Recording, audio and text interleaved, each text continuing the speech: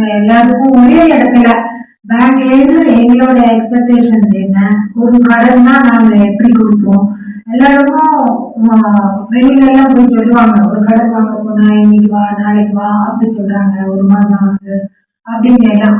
So இவங்க மூலியமா வரும்போது நீங்க உங்களுக்கு அந்த மாதிரியான ஒரு எக்ஸ்பீரியன்ஸ் இருந்துடக்கூடாது அப்படின்றதுக்காக தான் எல்லாரையும் ஒரு இடத்துல அசம்பிளி பண்ண சொல்லலாம். நாங்க ஜோன்ல இருந்து நாங்களே ப்ராசஸ் பண்ணோம்.